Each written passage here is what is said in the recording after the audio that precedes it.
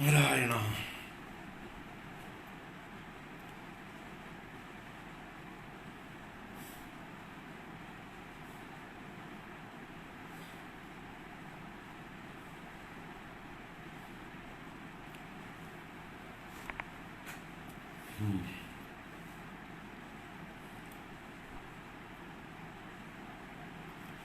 ശ്രീകൃഷ്ണ ഗോവിന്ദ ഹരേ മുരാരേ, ശ്രീനാഥ നാരായണ വാസുദേവ. ശ്രീകൃഷ്ണ ഗോവിന്ദ ഹരേ മുരാരേ, ശ്രീനാഥ നാരായണ വാസുദേവ. ശ്രീകൃഷ്ണ ഗോവിന്ദ ഹരേ മുരാരേ, ശ്രീനാഥ നാരായണ വാസുദേവ. ശ്രീകൃഷ്ണ ഗോവിന്ദ ഹരേ മുരാരേ, ശ്രീനാഥ നാരായണ വാസുദേവ. ശ്രീകൃഷ്ണ ഗോവിന്ദ ഹരേ മുരാരേ, ശ്രീനാഥ നാരായണ വാസുദേവ. ശ്രീകൃഷ്ണ ഗോവിന്ദ ഹരേ മുരാരേ, ശ്രീനാഥ നാരായണ വാസുദേവ. സർവത്ര ഗോവിന്ദ നാമ സങ്കീർത്തനം, ഗോവിന്ദ ഗോവിന്ദ.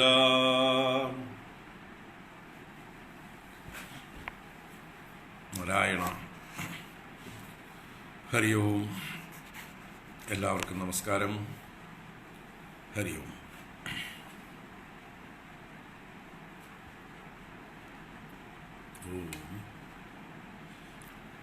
അഗജാനന പദ്മാർക്കം ഗജാനന മഹർനിശം, അനേകദം തം ഭക്താനാം ഏകദന്തമുപാസ്മഹേ. ഓം ശ്രീ മഹാഗണപതയേ നമഃ.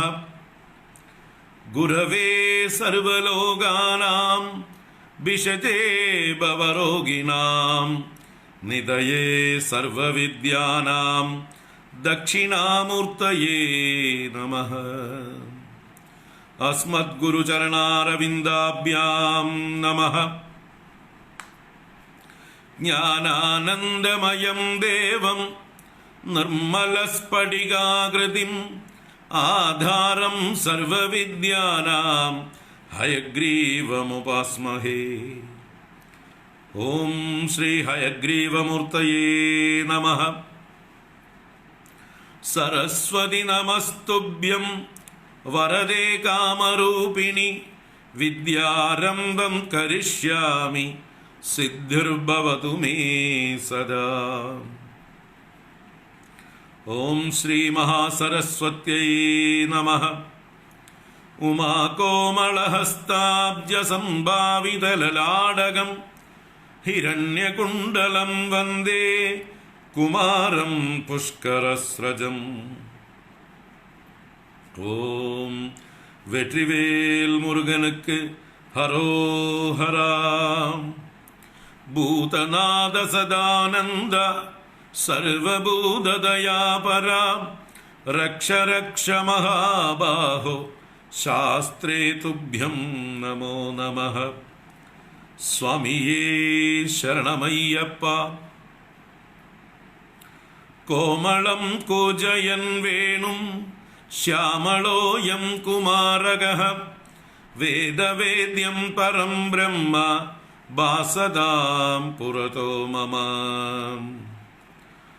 സായങ്കാലേ വനാന്തേ കുസുമിതസമയേ സൈകതേ ചന്ദ്രികായാം, ത്രൈലോക്യാകർഷണാംഗം സുരവരഗണികാമോഹനാഭംഗമൂർത്തിം, സേവ്യം ശൃംഗാരഭാവൈഃ നവരസഭരിതൈഃ ഗോപകന്യാസഹസ്രൈഃ, വന്ദേഹം രാസകേളീരതമതിസുഭഗം വശ്യഗോപാലകൃഷ്ണം. ആനീലശ്ലക്ഷ്ണകേശം ജ്വലിതമകരസൽക്കുണ്ടലം, മന്ദഹാസസ്യന്ദാർദ്രം കൗസ്തുഭശ്രീപരിഗതവനമാലോരുഹാരാഭിരാമം. ശ്രീവത്സാംഗം സുബാഹും മൃദുലസതുദരം കഞ്ചനച്ഛായചേലം ചാരുസ്നിഗ്ധോരുമംബോരുഹലളിതപദം ഭാവയേഹം ഭവന്തം. ശ്രീകൃഷ്ണ ഗോവിന്ദ ഹരേ മുരാരേ ശ്രീനാഥ നാരായണ വാസുദേവ. ശ്രീകൃഷ്ണ ഗോവിന്ദ ഹരേ മുരാരേ ശ്രീനാഥ നാരായണ വാസുദേവ. ശ്രീകൃഷ്ണ ഗോവിന്ദ ഹരേ മുരാരേ ശ്രീനാഥ നാരായണ വാസുദേവ. സർവത്ര ഗോവിന്ദ നാമ സങ്കീർത്തനം ഗോവിന്ദ ഗോവിന്ദ. മോക്ഷാബ്ദിസാരമയ ഭാഗവതാഖ്യദദ്നോ നാരായണീയ നവനീതമഹോ ഗൃഹീത്വാ മായാമയൗക പരിതപ്തജനായ യോദാത് നാരായണാവനിസുരായ നമോസ്തു തസ്മൈ. ഗംഗാ ഗീതാ ച ഗായത്ര്യഭിജ തുളസികാ ഗോപികാ ചന്ദനം തത് സാളഗ്രാമാഭിപൂജാ പരപുരുഷ തഥൈകാദശീ നാമവർണാഃ ഏതാന്യഷ്ടാപ്യയത്നാന്യൈ കലിസമയേ ത്വൽപ്രസാദ പ്രവൃദ്ധ്യാ ക്ഷിപ്രം മുക്തിപ്രദാനീത്യഭിദദുർഷയഃ തേഷു മാം സജ്ജയേതാഃ. പീതാംബരം കരവിരാജിതശംഖചക്രകൗമോദഗീ സരസിജം കരുണാസമുദ്രം രാധാസഹായമതിസുന്ദരമന്ദഹാസം വാതാലയേശമനിശം ഹൃദി ഭാവയാമി.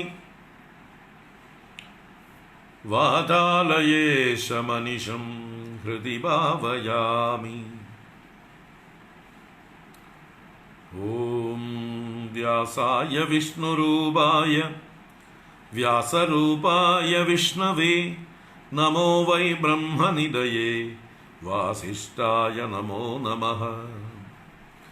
യം പ്രവ്രജന്തമനുപേതമപേതകൃത്യം ദ്വൈപായനോ വിരഹകാതര ആജുഹാവ പുത്രേതി തന്മയതയാ തരവോഭിനേദുഃ തം സർവഭൂതഹൃദയം മുനിമാനതോസ്മി.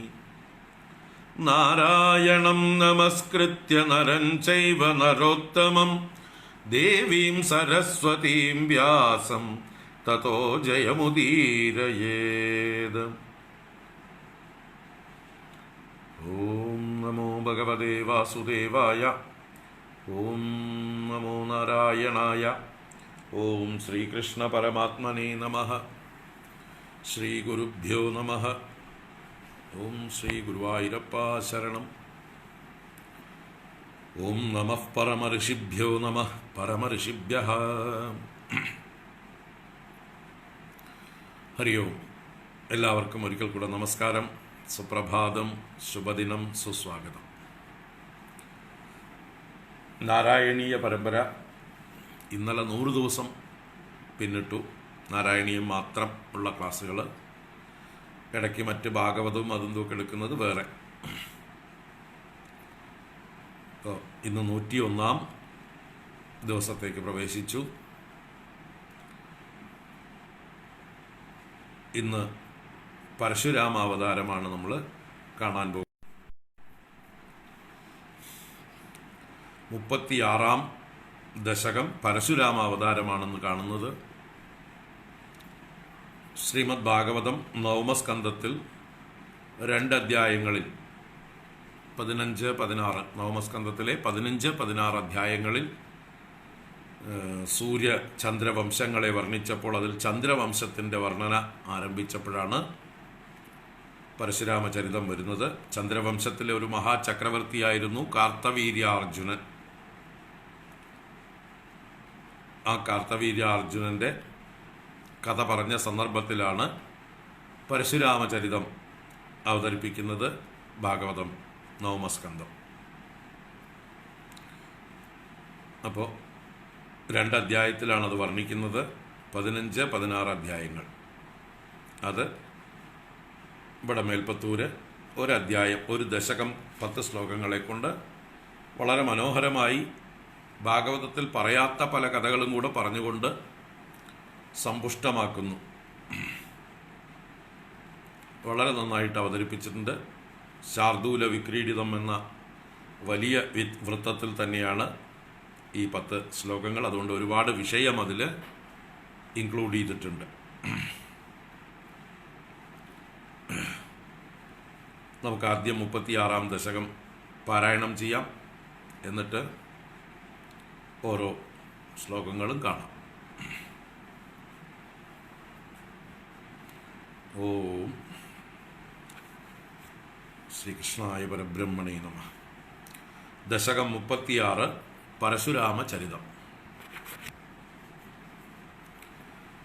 അത്രേഹ പുത്രദയാ പുരാത്വം അനസൂയായാം ഹി ദത്താഭിദോ ജാത ശിഷ്യനിബന്ധതന്ത്രിതമനാഃ സ്വസ്ഥശ്ചരൻ കാന്തയാ ദൃഷ്ടോ ഭക്തതമേന ഹേഹയമഹീപാലേന തസ്മൈ വരാൻ അഷ്ടൈശ്വര്യമുഖാൻ പ്രദായ ദദിത സ്വേനൈവ ചാന്ദേവധം.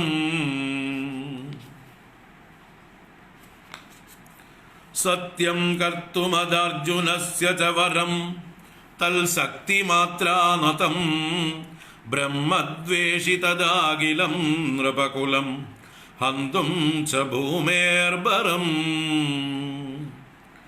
സഞ്ജാതോ ജമദഗ്നിതോ ഭൃഗുകുലേ ത്വം രേണുകായാം ഹരേ രാമോ നാമ തദാത്മജേഷ്വരജഃ പിത്രോരദാസമ്മതം. സർവത്ര ഗോവിന്ദനാമ സങ്കീർത്തനം. ഗോവിന്ദ ഗോവിന്ദ. നാരായണ നാരായണ നാരായണ നാരായണ. സർവത്ര ഗോവിന്ദനാമ സങ്കീർത്തനം. ഗോവിന്ദ ഗോവിന്ദ. ലബ്ധാമനായ ഗണശ്ചതുർദശവയാ ഗന്ധർവരാജേ മനാഗ ആസക്താം കില മാതരം പ്രതിപിദുഃ ക്രോധാകുലസ്യാജ്ഞയാ താദാജ്ഞാതികസോദരൈ സമമിമാം ചിത്വാ ദശാന്താത് പിതുഃ തേഷാം ജീവനയോഗമാപിതവരം മാതാ ച തേദാദ്വരാൻ. പിത്രാ മാതൃമുദേസ്തവാ ഹൃദവിയദ്ദേനോർ നിജാദാശ്രമാത് പ്രസ്ഥായാദ ഭൃഗോർഗിരാ ഹിമഗിരൗ ആരാധ്യ ഗൗരീപതിം ലബ്ധ്വാ തൽപരശും തദുക്തദനുജച്ഛേദി മഹാസ്ത്രാധികം പ്രാപ്തോ മിത്രമദാകൃതവ്രണമുനിം പ്രാപ്യാഗമസ്വാശ്രമം. ആഖേഡോപഗതോർജുന സുരഗവീ സംപ്രാപ്ത സംബൽഗണൈഃ ത്വൽപിത്രാ പരിപൂജിതഃ പുരഗതോ ദുർമന്ത്രിവാചാ പുനഃ ഗാം ക്രേതും സചിവം യയുങ്ക്ത കുധിയാ തേനാവിരുന്ദൻ മുനി പ്രാണക്ഷേപ സരോഷഗി ഗോഹത ചമൂചക്രേണ വത്സോ ഹൃതഃ.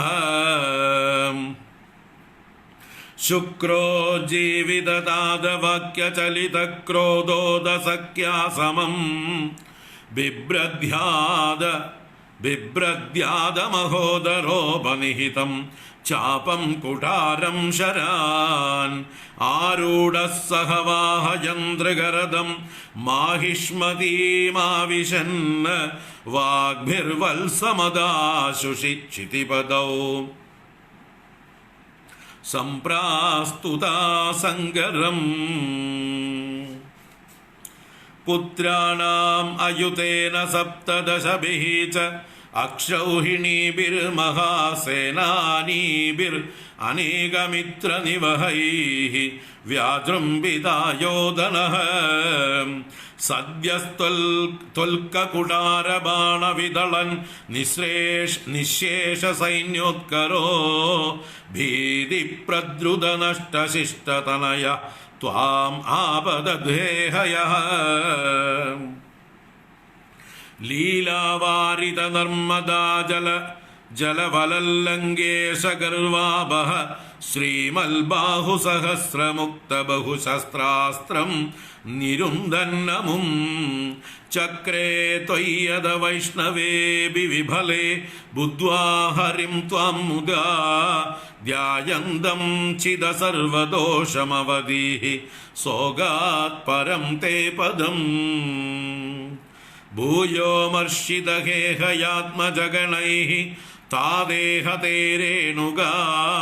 ആജ്ഞാനാം ഹൃദയം നിരീക്ഷ്യ ബഹുശോ ഘോരാം പ്രതിജ്ഞാം വഹൻ ധ്യാനാനീതരദായുധസ്ത്വമകൃധാ വിപ്രദ്രുഹ ക്ഷത്രിയാൻ ദിക്ചക്രേഷു കുഠാരയൻ വിശിഗയൻ നിക്ഷത്രിയാം മേദിനീം.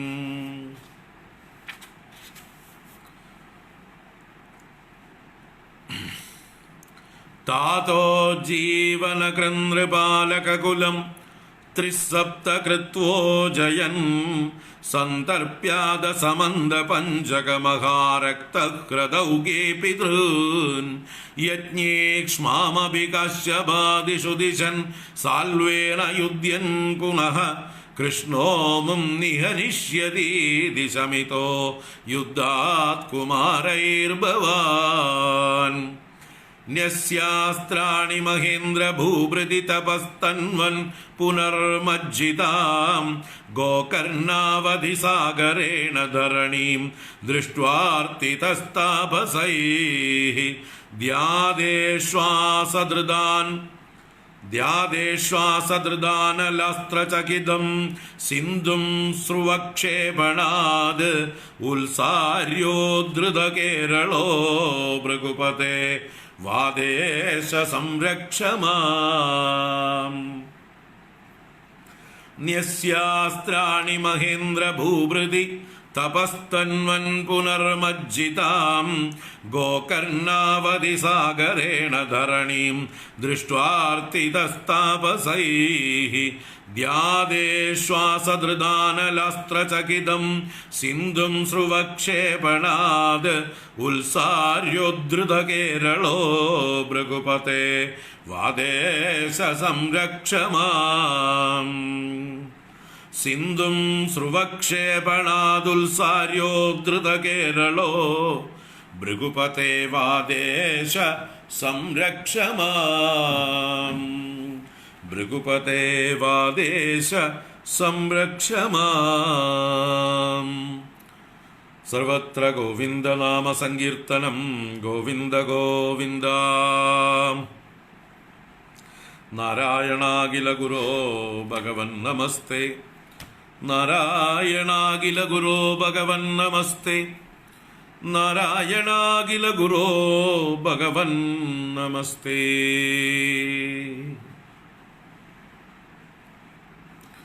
ഹരി ഓം.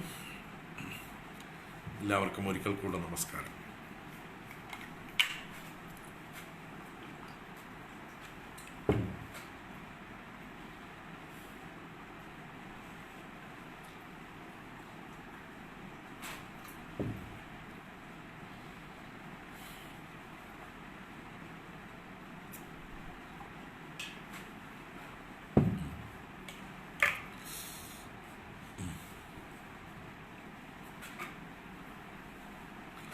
നാരായണ.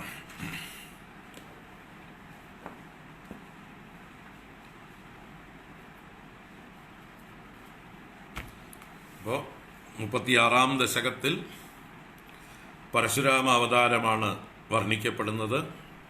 എങ്കിലും അതിലേക്ക് വരാനായിക്കൊണ്ട് ആദ്യത്തെ 1-2 ശ്ലോകങ്ങളിൽ ആദ്യത്തെ ഒരു ശ്ലോകം ദത്താത്രേയ മഹർഷിയുടെ അവതാരത്തെ വർണ്ണിക്കുന്നുണ്ട്. കാർത്തവീര്യാർജുനൻ്റെ മഹിമ സൂചിപ്പിക്കാൻ വേണ്ടിയിട്ടാണ് ദത്താത്രേയ മഹർഷിയുടെ അവതാര ചരിത്രം പറയുന്നത്. കാരണം കാർത്തവീര്യാർജുനൻ്റെ ഗുരുവാണ് ദത്താത്രേയ മഹർഷി. ഈ ദത്താത്രേയ മഹർഷിയിൽ നിന്ന് അനുഗ്രഹം കിട്ടിയതുകൊണ്ടാണ് കാർത്തവീര്യാർജുനൻ വളരെ ശക്തനായിത്തീർന്നത്. ഈ ദത്താത്രേയ മഹർഷി ആവട്ടെ സാക്ഷാൽ ഭഗവാന്റെ അംശം തന്നെയാണ്. അപ്പോൾ ഭഗവാന്റെ രണ്ട് അംശാവതാരങ്ങളാണ് ഇവിടെ ദത്താത്രേയ രൂപത്തിലും പരശുരാമ രൂപത്തിലും വർണ്ണിച്ചിരിക്കുന്നത്. ഒരാൾ അനുഗ്രഹിച്ചു, മറ്റൊരാൾ നിഗ്രഹിച്ചു. ആരെ? കാർത്തവീര്യാർജുനനെ. ദത്താത്രേയന്റെ അനുഗ്രഹം കൊണ്ട് കാർത്തവീര്യാർജുനൻ വൃദ്ധിയെ പ്രാപിച്ചു. അതേ ഭഗവാന്റെ അംശമായ പരശുരാമന്റെ കൈകൊണ്ട് അതേ കാർത്തവീര്യാർജുനന് മരണവും സംഭവിച്ചു. ആ കഥയിലേക്കാണ് നമ്മളെ നാരായണീയകാരൻ ക്ഷണിക്കുന്നത്. നോക്കാം. ഒന്നാമത്തെ ശ്ലോകം. അത്രേഹേ പുത്രതയാ പുരാത്വം അനസൂയായാം ഹി ദത്താഭിദോ ജാതഃ ശിഷ്യനിബന്ധതന്ത്രിതമനാഃ സ്വസ്ഥശ്ചരൻ കാന്തയാ ദൃഷ്ടോ ഭക്തതമേന ഹേഹയമഹീപാലേന തസ്മൈ വരാൻ അഷ്ടൈശ്വര്യമുഖാൻ പ്രദായ ദദിത സ്വേനൈവ ചാന്ദേവധം. അത്രേഹേ പുത്രതയാ പുരാത്വമനസൂയായാം ഹി ദത്താഭിധോ ജാത ശിഷ്യനിബന്ധതന്ത്രിതമനാഃ സ്വസ്ഥശ്ചരൻ കാന്തയാം ദൃഷ്ടോ ഭക്തതമേന ഹേഹയമഹീപാലേന തസ്മൈ വരാൻ അഷ്ടൈശ്വര്യമുഖാൻ പ്രദായ ദദിത സ്വേനൈവ ചാന്ദേവദം. തസ്മൈ വരാൻ അഷ്ടൈശ്വര്യമുഖാൻ പ്രദായ ദദിത സ്വേനൈവ ചാന്ദേവദം. അപ്പോ കാർത്തവീര്യാർജുനന്റെ കഥയാണ്. എങ്കിലും ദത്താത്രേയ മഹർഷിയുടെ അവതാരത്തെ പറഞ്ഞുകൊണ്ടാണ് കാർത്തവീര്യാർജുനനെ പറയുന്നത്. അത്രേഹേ പുത്രതയാ പുരാ ത്വം അനസൂയായാം ഹി ദത്താഭിദോ ജാതഃ. ഭഗവാനോട്, ഗുരുവായൂരപ്പനോട് മേൽപ്പത്തൂർ പറയണം, ഗുരുവായൂരപ്പ, അങ്ങ് ത്വം പുരാ പണ്ട് അത്രേഹേ പുത്രതയാ അത്രിയുടെ പുത്രഭാവത്തിൽ അത്രി മഹർഷിയുടെ പുത്രനായിട്ട് അനസൂയായാം അനസൂയ എന്ന പത്നിയിൽ, അത്രിയുടെ പത്നിയുടെ പേരാണ് അനസൂയ. അപ്പോൾ അത്രി അനസൂയ ദമ്പതികൾക്ക് 3 മക്കളുണ്ടായവരിൽ വിഷ്ണുവിൻ്റെ അംശഭൂതനായി അങ്ങ് ദത്താഭിദോ ജാതഃ, ദത്താഭിദ എന്ന് പറഞ്ഞാൽ ദത്തൻ എന്ന പേരോടുകൂടി, അഭിദ എന്നാൽ നാമധേയം. അപ്പൊ ദത്താഭിദ ദത്ത ഇതി നാമധേയം ആയിട്ട് ജാതഃ ജനിച്ചു. അപ്പൊ ആ കഥയൊക്കെ നമ്മൾ മുമ്പ് പറഞ്ഞിട്ടുള്ളതാണ്. അനസൂയ എന്നത് ദേവഹൂതി ദേവിയുടെ മകളാണ്. അത്രിയെ വിവാഹം കഴിച്ചു. ആ അത്രി ഭഗവാനെ തപസ്സനുഷ്ഠിച്ചത് 3 മൂർത്തികളെ വേറെ വേറെ കാണാതെ ആരാണോ ജഗദീശ്വരൻ, ആ ജഗദീശ്വരൻ എന്നിൽ പ്രസാദിച്ച് എനിക്ക് സന്തതിയെ നൽകട്ടെ എന്ന് പ്രാർത്ഥിച്ചുകൊണ്ടായിരുന്നു.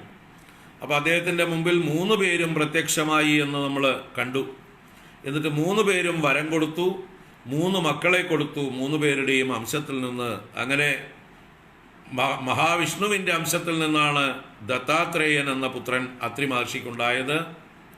രുദ്രാംശത്തിൽ നിന്ന് ദുർവാസാവും ബ്രഹ്മാവിൻ്റെ അംശത്തിൽ നിന്ന് സോമൻ എന്ന ചന്ദ്രനും. അപ്പം അങ്ങനെയുള്ള ആ ദത്താഭിദ ജാതഃ, ദത്തൻ എന്ന അഭിതയോടുകൂടി ഗുരുവായൂരപ്പ അങ്ങ് ജനിച്ചില്ലേ അത്രിക്കും അനസൂയയ്ക്കും പുത്രനായിട്ട് എന്നാണ് ഒന്നാമത്തെ ആശയം. അത് കഴിഞ്ഞ് ശിഷ്യനിബന്ധ തന്ത്രിതമനാഹ സ്വസ്ഥശ്ചരൻ കാന്തയാ.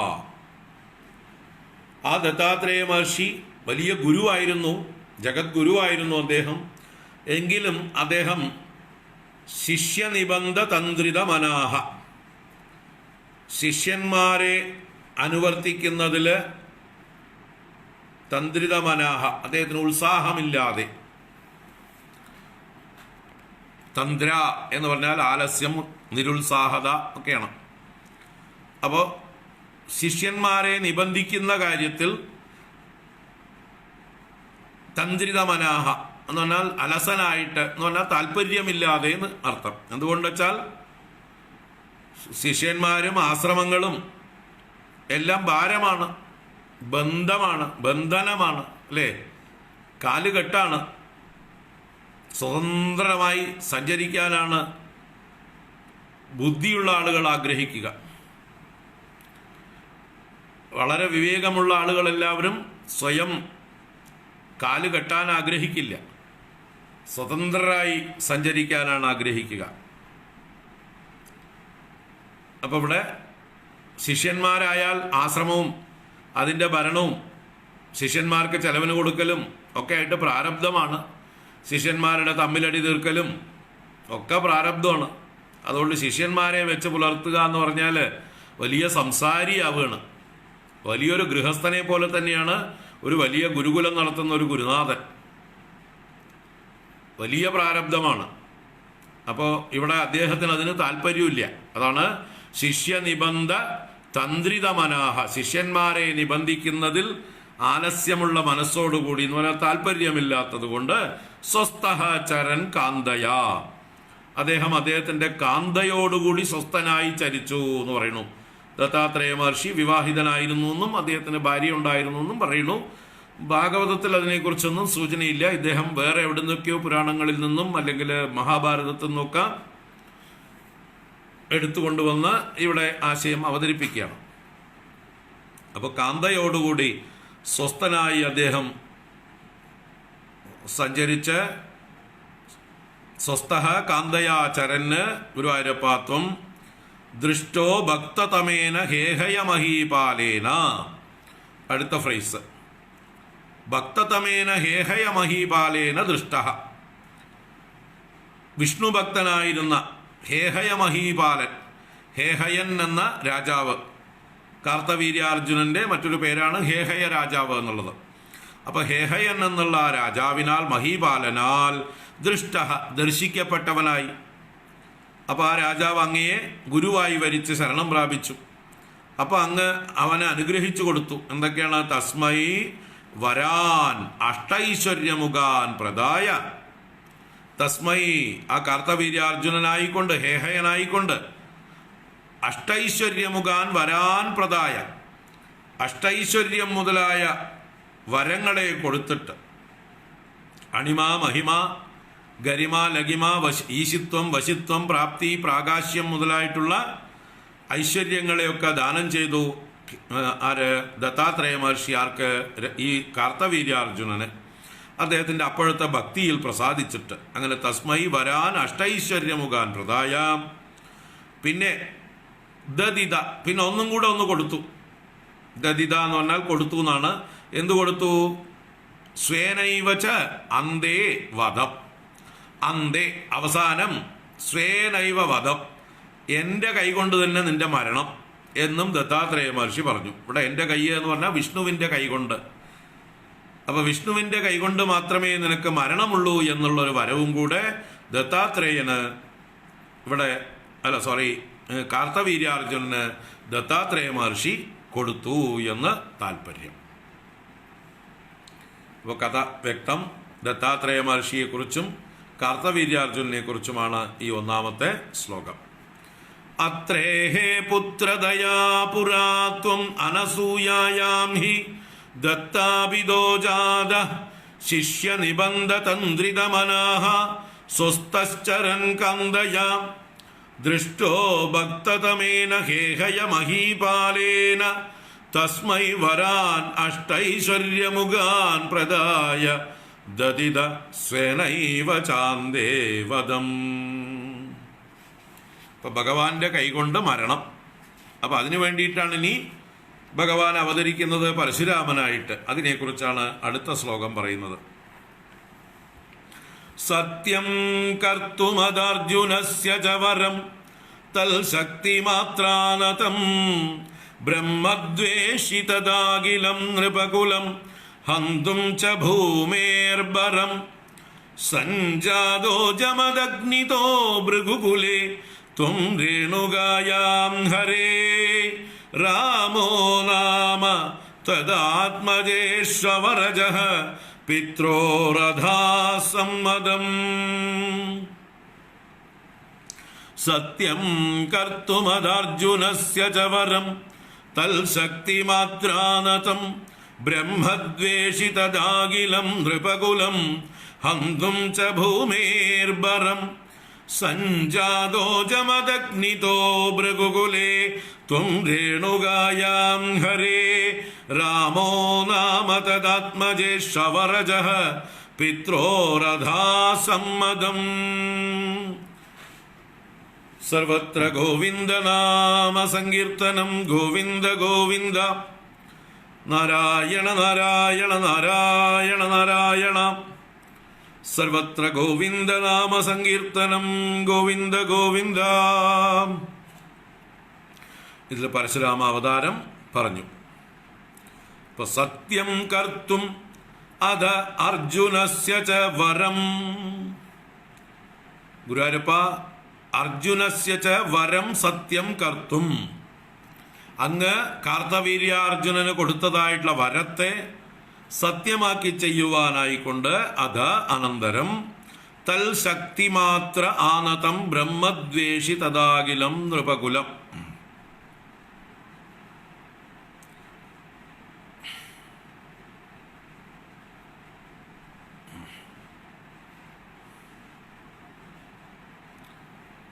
ഇവിടെ തൽ ശക്തിമാത്രാനതം എന്ന് പറഞ്ഞാല് അവന്റെ കാർത്തവീര്യാർജുനന്റെ പരാക്രമം കൊണ്ട് ഒതുങ്ങി നിന്നതായിട്ടുള്ള രാജവംശം അഖിലം നൃപകുലം ഹന്തും,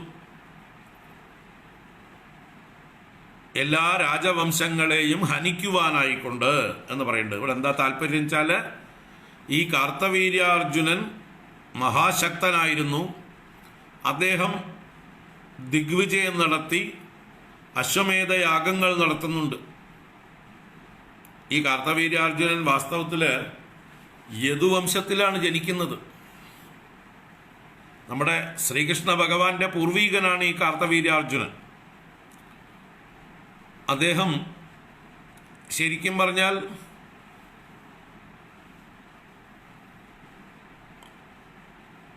യദുവംശത്തിന് ശാപം ഉള്ളതുകൊണ്ട് രാജാധികാരമില്ല എന്നൊക്കെ ചില കഥകളുണ്ട്. യദുവംശത്തിന് യയാതിയുടെ ശാപം കൊണ്ട് രാജാധികാരമില്ല എന്നൊക്കെ പറയുമെങ്കിലും യഥാർത്ഥത്തിൽ ആ യദുവിൻ്റെ നന്മ കൊണ്ട് അപ്പം തന്നെ അദ്ദേഹത്തെ ബ്രാഹ്മണർ വന്ന് അനുഗ്രഹിച്ച് അച്ഛൻ്റെ ശാപമൊക്കെ ന്യൂട്രലൈസ് ചെയ്ത് കൊടുത്തിട്ടുണ്ട്. അച്ഛൻ്റെ ശാപമൊന്നും അദ്ദേഹത്തെ ബലിച്ചിട്ടില്ല. യയാതിയുടെ ശാപം യദുവിന് ബാധിച്ചിട്ടില്ല. അതുകൊണ്ട് തന്നെ ആ യദുവംശത്തിൽ പിന്നീട് അനേക ചക്രവർത്തിമാരുണ്ടായി. അശ്വമേധയാഗം ചെയ്ത ചക്രവർത്തിമാർ അനേകം പേരുണ്ടായി. 100 അശ്വമേധയാഗം ചെയ്ത ഒരാളെ കൂടി അതിലുണ്ടോ പറയുന്നുണ്ട്. അപ്പൊ ഇന്ദ്രപദവിക്ക് യോഗ്യനാവാൻ പറ്റിയ 100 അശ്വമേധയാഗം ചെയ്ത ഒരു ചക്രവർത്തി യദുവംശത്തിൽ ഉണ്ടായിട്ടുണ്ട്. അപ്പൊ യദുവംശത്തിന് രാജ്യാധികാരം ഇല്ല എന്ന് പറഞ്ഞത് എവിടെ പോയി? അതൊക്കെ പണ്ടേ കാറ്റിൽ പറത്തി. അതുകൊണ്ട് തന്നെ യാദവന്മാരെന്ന് പറഞ്ഞാൽ, യദുവംശജാതന്മാരെന്ന് പറഞ്ഞാൽ അവർ പ്യുവർ ക്ഷത്രിയന്മാർ തന്നെയാണ്. ഇവിടെ ശ്രീകൃഷ്ണന്റെ വംശത്തെ പറയുമ്പോൾ കുറെ ആളുകൾ യാദവ വംശം അത് ദളിത വംശമാണെന്നൊക്കെ പറഞ്ഞു നടക്കുന്നുണ്ട്. വാസ്തവത്തിൽ ആ യാദവരും ഈ യാദവരും തമ്മിൽ ബന്ധമൊന്നുമില്ല. ഇന്നത്തെ ലാലു പ്രസാദ് യാദവും മുലായം സിംഗ് യാദവും അഖിലേഷ് യാദവും ഈ യാദവന്മാരും യദുവംശവുമായിട്ട് ഒരു ബന്ധവുമില്ല.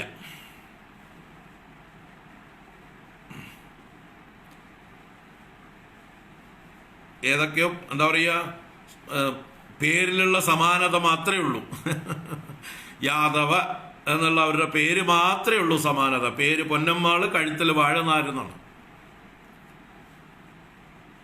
ഇപ്പൊ ഭഗവാന്റെ യാദവ വംശം എന്ന് പറഞ്ഞത് ഈ പറഞ്ഞ ഇപ്പോഴത്തെ യാദവ വംശവുമായിട്ട് യാതൊരു ബന്ധവുമില്ല. ഭഗവാന്റെ യാദവ വംശം നല്ല പ്യുവർ ക്ഷത്രിയ വംശം തന്നെയാണ്. മൂഢന്മാർക്കേ അതറിയാത്തതുള്ളൂ. യാദവന്മാർക്ക് ഭരണം ഇല്ല, രാജ്യഭാരമില്ല എന്നൊക്കെ തെറ്റിദ്ധാരണ മാത്രമാണ്. നവമസ്കന്ധത്തിൽ ഇഷ്ടം പോലെ രാജാക്കന്മാരെ കാണിച്ചു തരാം. ചക്രവർത്തിമാരായി ഭൂമി മുഴുവൻ ദിഗ്വിജയം നടത്തിയവർ, 100 അശ്വമേധയാഗം നടത്തിയവർ. അപ്പം അക്കൂട്ടത്തിൽ ഒരാളാണ് നമ്മുടെ കാർത്തവീര്യാർജുനനും. അതുകൊണ്ട് തന്നെ വളരെ പ്രാചീനമായിട്ടുള്ള കേമമായിട്ടുള്ളൊരു വംശം തന്നെയാണ് ഈ ചന്ദ്രവംശം, സോമവംശം, അതിൽ യദുവംശം ഒക്കെ തന്നെ മോശമൊന്നുമല്ല എന്ന് പറയുക. ഇപ്പോൾ പറഞ്ഞു വന്നത് ഇദ്ദേഹത്തിൻ്റെ കൈക്കരുത്ത് കൊണ്ട് രാജാക്കന്മാരെയൊക്കെ അദ്ദേഹം അടക്കി ഭരിച്ചിരുന്നു. അതുകൊണ്ട് രാജാക്കന്മാരൊക്കെ ഒതുങ്ങിയിരുന്നു. അതാണ് ഇവിടെ പറഞ്ഞു വരുന്നത്. പൊതുവെ രാജാക്കന്മാർ ദുഷ്ടന്മാരായിരുന്നു. പക്ഷെ ഇദ്ദേഹത്തിൻ്റെ ശക്തി കൊണ്ട് ഇദ്ദേഹം അവരെയൊക്കെ അടക്കി വെച്ചിരുന്നു. നിങ്ങളൊന്നും അനങ്ങരുത്, നിങ്ങൾക്കും കൂടി ചേർത്തിട്ട് ഞാൻ വേണമെങ്കിൽ വല്ലതും ചെയ്തോളാം എന്ന മട്ടിൽ. പക്ഷെ അദ്ദേഹം അങ്ങനെ വൃത്തികേടൊന്നും അധികം ചെയ്തിട്ടില്ല. ഈ അവസാന കാലത്ത് അദ്ദേഹത്തിന് ഭഗവാന്റെ കൈകൊണ്ട് മരണം ഭവിക്കാൻ വേണ്ടി കുരുത്തക്കേട് തോന്നി.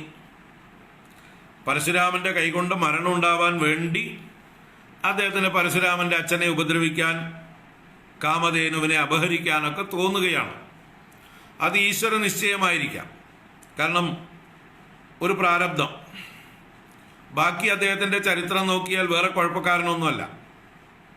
അതിനു മുമ്പുള്ള കാർത്തവീര്യാർജുനന്റെ ചരിത്രം നോക്കിയാൽ മറ്റു കുഴപ്പങ്ങളൊന്നുമില്ല. അദ്ദേഹം മറ്റു രാജാക്കന്മാരെ, ദുഷ്ടന്മാരായ രാജാക്കന്മാരെയൊക്കെ അടക്കി ഭരിച്ചുകൊണ്ട് ലോകത്തിൻ്റെ മുഴുവൻ ചക്രവർത്തിയായിരുന്ന് അശ്വമേധയാഗങ്ങൾ നടത്തിയ ആളാണ്. അപ്പോൾ അതാണ് ഇവിടെ ഈ പറഞ്ഞു വന്നത്. ആ അർജുനസ്യ എന്ന് പറഞ്ഞില്ലേ, തൽ ശക്തിമാത്ര ആനതം ബ്രഹ്മദ്വേഷി തഥാ അഖിലം നൃപകുലം എന്ന് പറയുന്നുണ്ട്. അഖിലം നൃപകുലം, അന്നത്തെ രാജവംശങ്ങളൊക്കെ ബ്രഹ്മദ്വേഷി ബ്രാഹ്മണരെ ഉപദ്രവിക്കുന്നതായിട്ടുള്ള നൃപകുലത്തെ തൽ ശക്തിമാത്ര ആനതം, അദ്ദേഹത്തിന്റെ ശക്തി കൊണ്ട് മാത്രം അടക്കി നിർത്തിയത്. ആനതം എന്ന് പറഞ്ഞാൽ നമിച്ചിരിക്കുന്നത് എന്നർത്ഥമാണ്. കുമിഞ്ഞിരിക്കുന്നവർ, തലകുനിച്ചിരിക്കുന്നവർ, മിണ്ടാതിരിക്കുന്നവർ, എന്താ പറയുക, സബ്സൈഡ് ചെയ്തിരിക്കുന്നവർ എന്നൊക്കെ അർത്ഥം. ഇദ്ദേഹത്തെ ഭയപ്പെട്ടുകൊണ്ട് മാത്രം മിണ്ടാതിരുന്നവരാണ് അന്നത്തെ രാജാക്കന്മാർ. അല്ലെങ്കിൽ അവർ യഥാർത്ഥത്തിൽ വധാർഹരാണ്. അവരെ തന്നെയാണ് പരശുരാമൻ പിന്നീട് 21 വട്ടം കൊന്നുകളയുന്നത്. അതാണ് ആ നൃപകുലം ഹന്തും ച, അവരെ കൊല്ലുവാനും, ഭൂമേർ ഭരം എന്ന് പറഞ്ഞു. ഭൂമേർ ഭരം ഹന്തും ച, ഭൂമിയുടെ ഭാരത്തെയും ഇല്ലാതെയാക്കാനും. അപ്പൊ ബ്രഹ്മദ്വേഷി, ഭൂമേഹേ ഭരം, ഭൂമിക്ക് ഭാരമായി തീർന്നവരുമായ ഈ കാർത്തവീര്യാർജുനനെ ഭയപ്പെട്ട് അടങ്ങിയിരുന്നവരുമായ രാജകുലത്തെ ഹന്തും, കൊല്ലുവാനായിക്കൊണ്ട് അങ്ങ് സഞ്ജാതോ ജമദഗ്നിതോ ഭൃഗുകുലേ ത്വം രേണുകായാം ഹരേ. ഹരേ ഗുരുവായൂരപ്പ, ത്വം അങ്ങ് ജമദഗ്നിത രേണുകായാം, ജമദഗ്നിയിൽ നിന്ന് രേണുകാദേവിയിൽ ഭൃഗുകുലേ സഞ്ജാത, ആ ഭൃഗുവംശത്തിൽ അങ്ങ് സഞ്ജാതനായി.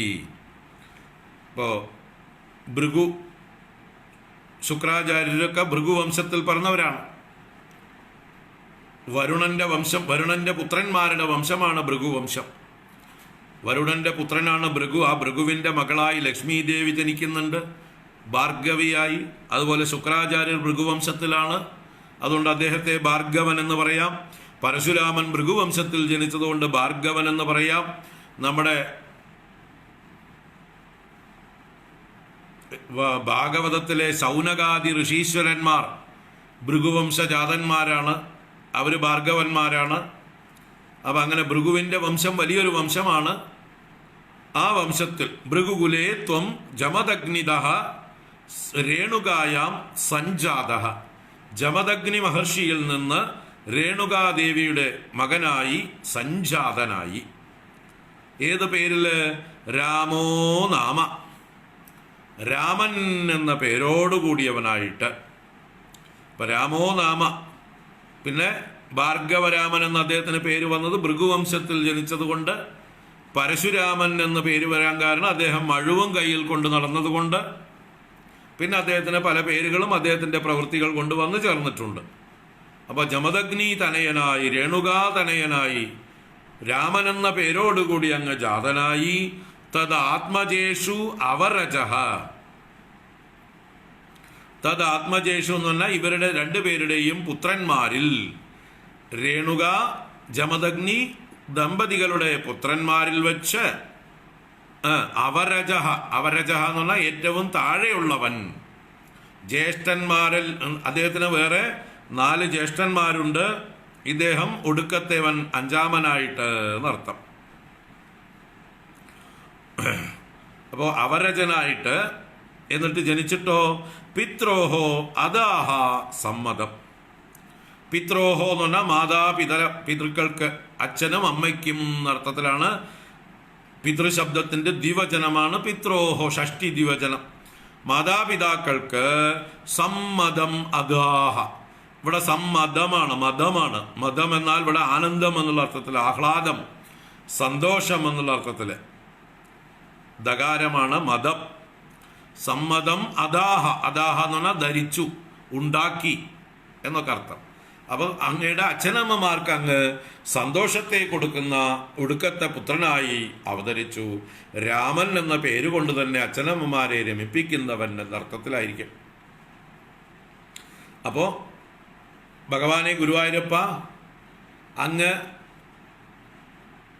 ദത്താത്രേയ മഹർഷിയുടെ രൂപത്തിൽ കാർത്തവീര്യാർജുനന് വരം കൊടുത്തതിൽ അവസാനം എൻ്റെ കൈകൊണ്ട് മരണം എന്ന് പറഞ്ഞിരുന്നത് സത്യമാക്കി ചെയ്യുവാനായിക്കൊണ്ട് ആ മഹാശക്തനായിരുന്ന, അവൻ്റെ ശക്തി കൊണ്ട് മാത്രം അടങ്ങിയിരുന്നിരുന്ന ക്ഷത്രിയ വംശത്തെ ഒടുക്കുവാനായിക്കൊണ്ട് അങ്ങ് ജമദഗ്നിക്കും രേണുകയ്ക്കും പുത്രനായി ഭാർഗവ വംശത്തിൽ രാമൻ എന്ന പേരോടുകൂടി ആ ജമദഗ്നിയുടെ മക്കളിൽ അവസാനത്തെ പുത്രനായി അച്ഛനമ്മമാർക്ക് സന്തോഷം നൽകുന്നവനായി അങ്ങ് ജാതനായി. സത്യം കർത്തുമദാർജുനസ്യ ച വരം തൽശക്തിമാത്രാനതം ബ്രഹ്മദ്വേഷിതദാഖിലം നൃപകുലം ഹന്തും ച ഭൂമേർബരം സഞ്ജാതോ ജമദഗ്നിതോ ഭൃഗുകുലേ ത്വം രേണുകായാം ഹരേ രാമോ നാമ തദാത്മജേഷ്വരജഃ പിത്രോരദാ സമ്മതം.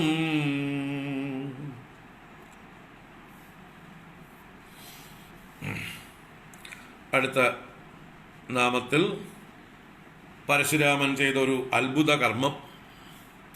സ്വന്തം അമ്മയുടെയും സഹോദരന്മാരുടെയും ശിരസ് ഛേദിക്കുന്ന ഒരു കർമ്മം ചെയ്യുന്നുണ്ട്, അച്ഛൻ്റെ ആജ്ഞ അനുസരിച്ച്. ആ കഥയാണ് 3-ാമത്തെ ശ്ലോകത്തിൽ.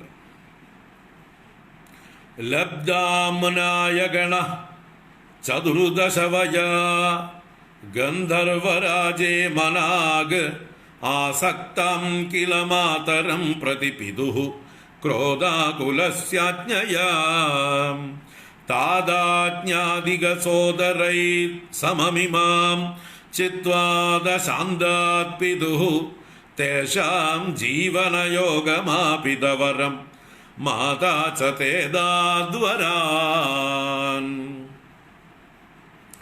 ലബ്ധാംനായ ഗണശ്ചതുർദശവജ ഗന്ധർവരാജേ മനാഗ് ആസക്തം കില മാതരം പ്രതിപിതുഃ ക്രോധാകുലസ്യാജ്ഞയാ താദാജ്ഞാദികസോദരൈ സമമിമാം ചിത്വാ ദശാന്താത് പിതുഃ തേഷാം ജീവനയോഗമാപിതവരം മാതാ ച തേദാദ്വരാൻ.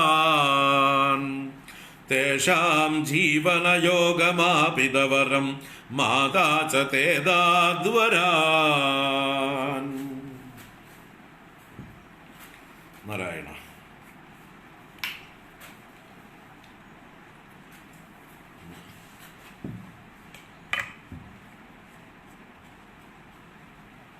അപ്പോൾ പരശുരാമസ്വാമിയുടെ ബാലലീല എന്ന് വേണമെന്ന് പറയാം. വളരെ ചെറുപ്പത്തിൽ കൗമാരപ്രായത്തിൽ തന്നെ അദ്ദേഹം ചെയ്തൊരു ലീലയാണിത്.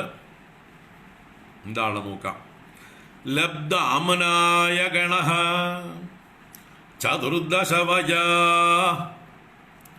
ചതുർദശവയാ 14 വയസ്സുള്ളപ്പോഴേ ലബ്ധ ആമനായ ഗണഃ, ലബ്ധം ലഭിക്കപ്പെട്ടത്, ആമനായം വേദം, ഗണം സമൂഹം.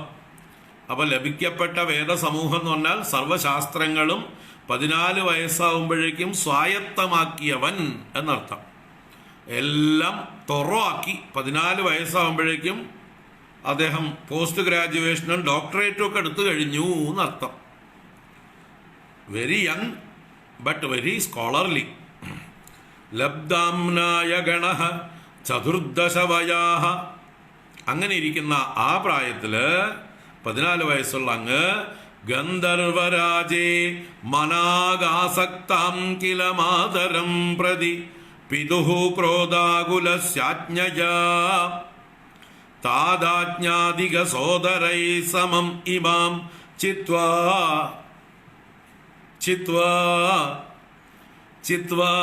ഛേദിച്ചിട്ട്, എന്ത് ഛേദിച്ചിട്ട്? മാതരം, അമ്മയെ ഛേദിച്ചിട്ട്. ആരോടുകൂടെ? സോദരൈ സമം മാതരം ചിത്വാ, സഹോദരന്മാരോടുകൂടെ അമ്മയെ ഛേദിച്ചിട്ട് എന്നാണ്. അപ്പൊ എന്താ കാരണം എന്നൊക്കെ പറയണ മുമ്പ്. ഗന്ധർവരാജേ മനാഗാസക്താം മാതരം. ഗന്ധർവരാജനിൽ മനാഗ് എന്ന് പറഞ്ഞ ഒരു അല്പം ആസക്തയായ മാതാവിനെ എന്നാണ്. അപ്പൊ എന്താ കഥ വെച്ചാല്, ജമദഗ്നി മഹർഷിയുടെ പത്നിയായ രേണുകാദേവി, പരശുരാമന്റെ അമ്മയുടെ പേര് രേണുകാദേവിയാണ്. ആ രേണുകാദേവി ആ ഭർത്താവിന്റെ എല്ലാ കാര്യങ്ങൾക്കും സഹായം ചെയ്തു കൊടുക്കുന്ന ആളാണല്ലോ ധർമ്മപത്നി. അപ്പൊ ഭർത്താവിന് പൂജകളും യാഗങ്ങളും യജ്ഞങ്ങളും ഹോമങ്ങളും ഒക്കെ നടത്താനുള്ള സാമഗ്രികളൊക്കെ സംഭരിച്ചു കൊടുക്കുന്നതും ഒക്കെ രേണുകാദേവിയും മക്കളും ഒക്കെ തന്നെയാണ്. അപ്പൊ ആ രേണുകാദേവി പതിവ് പോലെ താഴെയുള്ള ആശ്രമത്തിന് താഴെയുള്ളതായിട്ടുള്ള ഒരു നദിയിൽ വെള്ളമെടുക്കാൻ പോയതാണ്. അങ്ങനെ ആ നദിയിൽ വെള്ളമെടുക്കാൻ പോയതായിട്ടുള്ള സമയത്ത് ഗംഗയിൽ വെള്ളമെടുക്കാൻ പോയതായിട്ടുള്ള സമയത്ത് അവിടെ ഗന്ധർവ രാജാവായിട്ടുള്ള ചിത്രരഥൻ എന്ന് പറഞ്ഞ ആള് ജലക്രീഡ ചെയ്യുന്നത് കണ്ടു സ്ത്രീകളോട് കൂടിയിട്ട്. ഗന്ധർവ സ്ത്രീകൾ, അപ്സര സ്ത്രീകളോടുകൂടെ അദ്ദേഹം ജലക്രീഡ ചെയ്യണ ഗംഗാനദിയിൽ. അപ്പൊ അദ്ദേഹത്തിന്റെ ആ സൗഷ്ഠവം, യുവകോമളനായിട്ടുള്ള ഗന്ധർവ രാജാവായിട്ടുള്ള ചിത്രരഥന്റെ ആ ശരീര സൗകുമാര്യം, അത് രേണുകാദേവിയെ അല്പനേരത്തേക്കൊന്ന് ഭ്രമിപ്പിച്ചു, ഒന്ന് ആകർഷിച്ചു. അപ്പൊ ആ അദ്ദേഹത്തെ നോക്കി നിന്നുപോയി. ചിത്രരഥന്റെ ജലക്രീഡ നോക്കി നിന്നു. മനസ്സുകൊണ്ട് ചിത്രരഥനെ കാമിച്ചു എന്ന് വേണമെങ്കിൽ പറയാം. അപ്പൊ അങ്ങനെ മനസ്സുകൊണ്ട് വ്യഭിചാരം ചെയ്തു ആര്? രേണുകാദേവി, ഋഷിപത്നിയായ ജമദഗ്നി പത്നിയായ രേണുകാദേവി. അതാണുള്ള ഗന്ധർവരാജേ മനാഗ്. മനാഗ് എന്നാൽ അല്പം, ആസക്തയായ ആ മാതരം രേണുകാദേവിയും. അതെന്ത് പറ്റി? പ്രതി, അവളെക്കുറിച്ച് പിതുഹു ക്രോധാകുലസ്യ ആജ്ഞയ. ക്രോധാകുലസ്യ പിതുഹു ആജ്ഞയ, ക്രോധാകുലനായ പിതാവിന്റെ ആജ്ഞ കൊണ്ട്.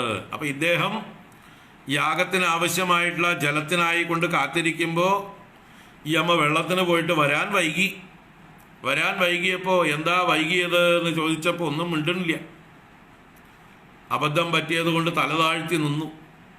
അദ്ദേഹത്തിന് ഋഷിക്ക് കാര്യം മനസ്സിലായി. വ്യഭിചാരം കഴിഞ്ഞ് വന്നിരിക്കുകയാണ് ഇവള് എന്ന് മനസ്സുകൊണ്ട് വ്യഭിചരിച്ചിരിക്കുകയാണ്. അതുകൊണ്ട് ഇവളെ പവിത്രയാക്കണം എന്ന് കരുതി മൂത്ത മക്കളെയൊക്കെ വിളിച്ചിട്ട് അവരോട് പറഞ്ഞു, മക്കളെ, നിന്റെ അമ്മ തെറ്റ് ചെയ്തിരിക്കുന്നു, അതുകൊണ്ട് ഞാൻ ആജ്ഞാപിക്കുന്നു അവളുടെ ശിരസ് ഛേദിക്കാൻ എന്ന് മക്കളോട് പറഞ്ഞപ്പോൾ മൂത്ത 4 മക്കളും അച്ഛൻ പറഞ്ഞത് കേട്ടില്ല. അച്ഛനെ നിഷേധിച്ചുകൊണ്ട് അവര് ധിക്കരിച്ചു. അഞ്ചാമനായ പരശുരാമനോടും ഭഗവാൻ ജമദഗ്നി മഹർഷി പറഞ്ഞു, അമ്മ ഇങ്ങനൊരു തെറ്റ് ചെയ്തു, അമ്മയുടെ ശിരച്ഛേദം ചെയ്ത് ശിക്ഷ കൊടുക്കണം എന്ന്. പരശുരാമന് യാതൊരു സംശയവും ഉണ്ടായില്ല. അച്ഛൻ്റെ മഹിമ അദ്ദേഹത്തിന് നല്ലോണം അറിയാം. അച്ഛൻ ആരാണ്, എത്ര വലിയ തപസ്വിയാണ് എന്നുള്ളത് അദ്ദേഹത്തിന് അറിയാം. അപ്പം അദ്ദേഹം വെറുതെ പറയില്ല, എന്തെങ്കിലും കാണാതെ പറയില്ല. അദ്ദേഹം പറയുന്നത് ആജ്ഞയെ അനുസരിക്കലാണ് പുത്രധർമ്മം. അച്ഛനെ അനുസരിക്കേണ്ടവളാണ് അമ്മ. ആ അമ്മ എന്തോ ധിക്കാരം ചെയ്തിരിക്കുന്നു, അതിനുള്ള ശിക്ഷ അച്ഛൻ പറഞ്ഞത് താൻ ചെയ്യും എന്ന് പറഞ്ഞുകൊണ്ട് അമ്മയുടെ ശിരസ് അറുത്തു. അമ്മയുടെ മാത്രമല്ല, മൂത്ത ജ്യേഷ്ഠന്മാരുടെയും അറുക്കാൻ അച്ഛൻ ആജ്ഞാപിച്ചു. എല്ലാവരുടെയും ശിരസിനെ പരശുരാമൻ മുറിച്ചെടുത്തു. അതിന് അദ്ദേഹത്തിന് ഒരു മടിയും തോന്നിയില്ല. അപ്പം അങ്ങനെയൊക്കെ എന്താ പറയുക, അച്ഛൻ പറഞ്ഞ വാക്ക് പരിപാലിക്കാൻ, ധർമ്മം പാലിക്കാൻ വേണ്ടി ഒരു മമതയുമില്ലാതെ, ഒരു സങ്കോചവുമില്ലാതെ ഇങ്ങനെ ചെയ്യുന്ന ഒരാൾ വേണം ഇനി ക്ഷത്രിയന്മാരെയൊക്കെ നിഗ്രഹിക്കാനായിക്കൊണ്ട്. അപ്പം അതിനുള്ള ഒരു പാകപ്പെടുത്തലോ ആയിരുന്നോ എന്ന് സംശയം. അപ്പം അങ്ങനെ അച്ഛൻ്റെ ആജ്ഞപ്രകാരം, അതാണ് മാതരം പ്രതി പിതുഹു ക്രോധാകുലസ്യ ആജ്ഞയ, ക്രോധാകുലനായ പിതാവിൻ്റെ, ക്രോധാകുലസ്യ പിതുഹു ആജ്ഞയ, പിതാവിൻ്റെ ആജ്ഞ കൊണ്ട്, താതാജ്ഞ അധിക സോദരൈഹി, താതാജ്ഞയെ അധിഗമിച്ചവർ, അധിഗമിക്കുക എന്ന് പറഞ്ഞാൽ അതിക്രമിക്കുക, അച്ഛൻ്റെ ആജ്ഞയെ അതിക്രമിച്ച സോദരൈഹി സമം, ജ്യേഷ്ഠന്മാരോടുകൂടെ, ഇമാം മാതരം ചിത്വ, ഈ അമ്മയെ ഛേദിച്ചിട്ട് പിന്നെന്ത് ചെയ്തു, അതാ പിന്നീട് ശാന്താത് പിതുഹു, അച്ഛൻ ശമിച്ചപ്പോൾ, അച്ഛൻ്റെ കോപം ശമിച്ചപ്പോൾ, അച്ഛൻ മകനോട് പ്രസാദിച്ചുകൊണ്ട് മകനോട് ചോദിച്ചു, എന്താ വരം വേണ്ടത് നിനക്ക്, നിന്റെ അച്ഛനോടുള്ളതായിട്ടുള്ള ധർമ്മനിഷ്ഠയിൽ ഞാൻ പ്രസാദിച്ചിരിക്കുന്നു, എന്ത് വരം വേണമെങ്കിൽ ചോദിച്ചോളൂ എന്ന് അച്ഛൻ ജമദഗ്നി പരശുരാമനോട് ആവശ്യപ്പെട്ടപ്പോൾ എന്താണ് ആവശ്യപ്പെട്ടത്? തേഷാം ജീവനയോഗമാപിതവരം. തേഷാം എന്ന് പറഞ്ഞാൽ താൻ ശിരസ്സെടുത്ത് കൊന്ന അമ്മയുടെയും സഹോദരന്മാരുടെയും ജീവനയോഗം, ജീവനും ശരീരവുമായിട്ട് യോജിപ്പിക്കുക. ആപിത വരം, വരം ആപിത, വരത്തെ പ്രാപിച്ചു, ആപിത പ്രാപിത. അപ്പൊ അവരെ ജീവനുമായി ബന്ധിപ്പിക്കുക, ജീവൻ വേർപെട്ട അവരെ ജീവനും ശരീരവുമായി ചേർക്കുക എന്നുള്ളതായിട്ടുള്ള വരമാണ് പരശുരാമൻ അച്ഛനിൽ നിന്ന് ആവശ്യപ്പെട്ടത്. അച്ഛൻ്റെ മഹിമ അദ്ദേഹത്തിന് അറിയാം, അതുകൊണ്ട് ചോദിച്ചു. അച്ഛൻ സന്തോഷിച്ചതായിട്ടുള്ള അച്ഛൻ, അമ്മ പാപമുക്തയായി, സഹോദരന്മാരും പാപമുക്തരായി എന്നുള്ളത് കൊണ്ട് തന്നെ അവർക്ക് വീണ്ടും ജീവിതം കൊടുക്കുകയും ചെയ്തു. അവരുടെ തെറ്റിനുള്ള ശിക്ഷ അവരനുഭവിച്ചു. അത് കഴിഞ്ഞ് അവരെ വീണ്ടും ഒരു പുനർജന്മം പോലെ ഒരു പരിശുദ്ധി നേടി, ഒരു അഗ്നിശുദ്ധി നേടി കോടതിയിലെ ശിക്ഷ അനുഭവിച്ച് നിരപരാധികളായി അല്ലെങ്കിൽ കുറ്റവിമുക്തരായി അവർ പുറത്തേക്ക് വരികയാണ്. അന്നത്തെ സുപ്രീം കോടതിയുടെ ശിക്ഷ എങ്ങനെയൊക്കെയാണ്? സുപ്രീം കോടതി ജമദഗ്നി മഹർഷിയെ പോലെയുള്ള ആളുകൾ തന്നെയാണ്. അവർക്ക് ശിക്ഷിക്കാനും രക്ഷിക്കാനും അധികാരമുണ്ട്, അതിനൊക്കെ കഴിവുണ്ട്. അതുകൊണ്ട് ശിക്ഷിച്ചതിനെ മാത്രം കാണരുത്, രക്ഷിച്ചതും കാണണം. രക്ഷിക്കാൻ ശക്തിയുള്ള ആളാണ് ശിക്ഷിച്ചത് എന്ന് കാണണം. അല്ലാതെ എന്ത് തോന്നിയവാസം ഈ ചെയ്തതെന്ന് പറയാൻ പാടില്ല ആരും. രണ്ടും കൂട്ടിക്കാണണം. അന്നത്തെ ആ മഹാത്മാക്കളുടെ തപസ്സിൻ്റെ ശക്തിയും അവരുടെ നിശ്ചയവും ധർമ്മനിഷ്ഠയും അതൊക്കെയാണ് ഇതിൽ കാണിക്കുന്നത്. അപ്പം അങ്ങനെ ശാന്തനായ പിതാവിൽ നിന്ന് മരിച്ചുപോയ അമ്മയുടെയും സഹോദരന്മാരുടെയും ജീവനെ ശരീരവുമായി യോജിപ്പിച്ച് വരം മേടിച്ചു. മാതാചത്തെ അതാത് വരാൻ, തേ മാതാച്ച, നിന്റെ അമ്മയും അങ്ങേക്ക് വരങ്ങൾ നൽകി എന്നവിടെ മേൽപ്പത്തൂരിൻ്റെ വക പറയണു. ഏതെങ്കിലും പുരാണങ്ങൾ ഉണ്ടാവും, ഭാഗവതത്തിലില്ല. ഭാഗവതത്തില് ജമദഗ്നി മഹർഷി അദ്ദേഹത്തിന് വരം കൊടുത്തു എന്നാണ്. അതിൽ എന്താണ് വരത്തിൽ പ്രത്യേകമായിട്ട് ഈ അച്ഛനും ഈ അമ്മയെയും സഹോദരങ്ങളെയും കൊന്നത് അവരറിയാനേ പാടില്ല. അവർക്ക് വിസ്മൃതി. ഭാഗവതത്തിൽ പറയുന്നത് 16-ാം അധ്യായത്തിൽ 9ാം-സ്കന്ധത്തിൽ 7-ാമത്തെ ശ്ലോകം, വരേണ ഛന്ദയാമാസ പ്രീതഃ സത്യവതീ സുതഃ വവ്രേ ഹതാനാം രാമോപി ജീവിതം ച അസ്മൃതിം വധേ എന്നാണ് ശ്ലോകം. സത്യവതി സുതൻ എന്ന് പറഞ്ഞത് ജമദഗ്നിയെയാണ്. ജമദഗ്നിയുടെ അമ്മയുടെ പേരാണ് സത്യവതി എന്നുള്ളത്. അപ്പോൾ ജമദഗ്നി മഹർഷി അദ്ദേഹത്തെ വരേണ ചന്തയാമാസ പ്രീതനായിട്ട് വരം കൊണ്ട് സന്തോഷിപ്പിച്ചു. രാമോബി വവ്രേ, രാമൻ വരിച്ചു. എന്താണ്? ഹതാനാം ജീവിതം ച അസ്മൃതിം വധേ. ഹതാനാം ജീവിതം, കൊല്ലപ്പെട്ടവരുടെ ജീവിതവും, വധേ അസ്മൃതിയും, അവർ കൊല്ലപ്പെട്ടു എന്നുള്ള കാര്യം അവരറിയാനേ പാടില്ല. അവർ ഉറങ്ങി എഴുന്നേറ്റ പോലെ എഴുന്നേൽക്കണം. അപ്പൊ താൻ കൊന്നുവെന്നോ താൻ വരം കൊണ്ട് ജീവിപ്പിച്ചു എന്നോ പോലും അവർക്ക് ഓർമ്മ ഉണ്ടാവുകയില്ല. എന്നാലല്ലേ അമ്മ അനുഗ്രഹിക്കുള്ളൂ. അപ്പൊ അമ്മ അനുഗ്രഹിച്ചു എന്ന് പറയുന്നത് വേറെ ഏതോ പുരാണത്തിലാണ്. നമ്മുടെ ഭാഗവതത്തിൽ അങ്ങനെയില്ല. വേറെ ഏതെങ്കിലും പുരാണത്തിൽ എവിടെയെങ്കിലും പറഞ്ഞിട്ടുണ്ടാവും. അപ്പോൾ മാതാച്ച തേ അതാത് വരാൻ എന്നുള്ളത് മേൽപ്പത്തൂരിന്റെ വകയാണ്. അമ്മയും മകന് കുറച്ച് വരം കൊടുത്തു എന്നാണ്. ഇവിടെ അച്ഛൻ തന്നെ വേണ്ട വരമൊക്കെ കൊടുത്തിട്ടുണ്ട്. പിന്നെന്തിനാ? കുറവുണ്ടെങ്കിലേ അമ്മ അടുത്ത് ചോദിക്കണ്ടു. അതുകൊണ്ട് ഭാഗവത പ്രകാരം അവർക്ക് അസ്മൃതിയാണ് അച്ഛൻ വരം കൊടുത്തത്. വധിക്കപ്പെട്ട കാര്യം അവര് ഒരിക്കലും സ്മരിക്കുകയില്ല, അവരറിയുകയേ ഇല്ല. ആ രീതിയിൽ അവരെ ജീവിപ്പിച്ചു എന്നർത്ഥം. അതാണ് മൂന്നാമത്തെ ശ്ലോകം. ലബ്ധാമനായ ഗണശ്ചതുർദശവജ ഗന്ധർവരാജേ മനാഗ് ആസക്താം കില മാതരം പ്രതിപിതുഃ ക്രോധാകുലസ്യാജ്ഞയാ താദാജ്ഞാതിക സോദരൈ സമമിമാം ചിത്വാ ദശാന്താത് പിതുഃ തേഷാം ജീവനയോഗമാപിതവരം മാതാ ച തേദാദ്വരാൻ. തുടർന്ന് അടുത്ത ശ്ലോകം.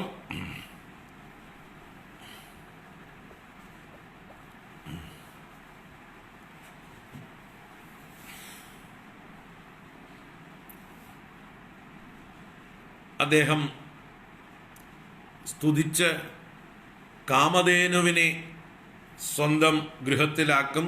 അമ്മയുടെ ആവശ്യപ്രകാരം അച്ഛന് വേണ്ടി കാമധേനുവിനെ സമ്പാദിക്കും.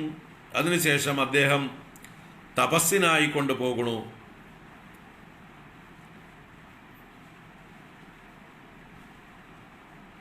എന്നിട്ട് മഹാദേവനോട് കൈലാസത്തിൽ ചെന്ന് വിദ്യാഭ്യാസം ചെയ്യുന്നതും മഹാദേവനെ പ്രസാദിപ്പിച്ച് അറിവും ആയുധങ്ങളും സമ്പാദിക്കുന്നതും അദ്ദേഹം ആജ്ഞാപിച്ച പ്രകാരം, മഹാദേവന്റെ ആജ്ഞപ്രകാരം ഒരു ദുഷ്ടനായ അസുരനെ കൊല്ലുന്നതും, അത് കഴിഞ്ഞ് തിരിച്ചു വരുന്ന വഴിക്ക് ഒരു പുതിയൊരു കൂട്ടുകാരനുമായി വരുന്നതുമൊക്കെ ആയിട്ടുള്ള കഥയാണ്. നാലാമത്തെ ശ്ലോകം നോക്കാം. പിത്രാ മാതൃമുദേ സ്തവാഹൃത വിയദ്ദേനോർ നിജാദാശ്രമാത് പ്രസ്ഥായാദ ഭൃഗോർഗിര ഹിമഗിരൗ ആരാധ്യ ഗൗരീപദിം ലബ്ധ്വാ തൽപരശും തദുക്തദനുജച്ഛേദി മഹാസ്ത്രാദികം പ്രാപ്തോ മിത്രമധാകൃതവ്രണമുനിം പ്രാപ്യാഗമസ്വാശ്രമം. പിത്രാ മാതൃമുദേ സ്തവാഹൃത വിയദ്ദേനോർ നിജാദാശ്രമാത് പ്രസ്ഥായാദ ഭൃഗോർഗിര ഹിമഗിരൗ ആരാധ്യ ഗൗരീപദിം ലബ്ധ്വാ തൽപരശും തദുക്തദനുജച്ഛേദി മഹാസ്ത്രാദികം പ്രാപ്തോ മിത്രമദാകൃതവ്രണമുനിം പ്രാപ്യാഗമസ്വാശ്രമം. അപ്പോ അനന്തരം എന്തുണ്ടായി എന്ന് പറയണ,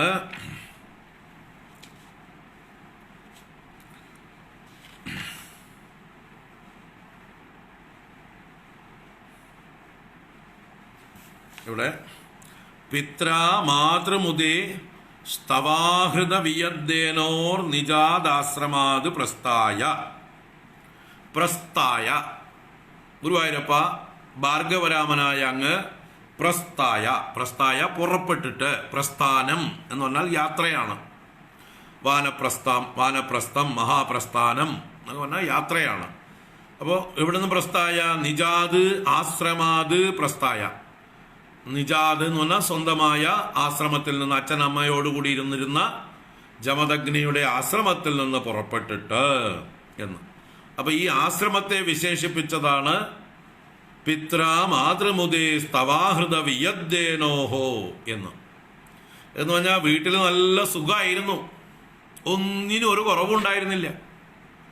സമൃദ്ധമായ വീട്ടിൽ നിന്ന് ഇറങ്ങിപ്പോയി. എവിടേക്ക്? ഹിമാലയത്തിലേക്ക്.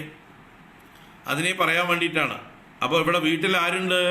വീട്ടിൽ കാമധേനു ഉണ്ട്. അപ്പൊ കാമധേനു ഉള്ളപ്പോൾ എന്തിനെങ്കിലും കുറവുണ്ടാവോ? അതാണ് വിയദ്ദേനു എന്ന് പറഞ്ഞത്. വിയദ്ദേനു എന്ന് പറഞ്ഞാൽ, വിയത്ത് എന്ന് പറഞ്ഞാൽ സ്വർഗം, ആകാശം എന്നൊക്കെ അർത്ഥമാണ്. അപ്പൊ സ്വർഗത്തിലെ പശു, അതാണ് വിയദ്ദേനു. സ്വർഗത്തിലെ പശുവാണ് സുരഭി, കാമധേനു. ആ വിയദ്ദേനുവിനെ എങ്ങനെ കിട്ടിയതാണ്?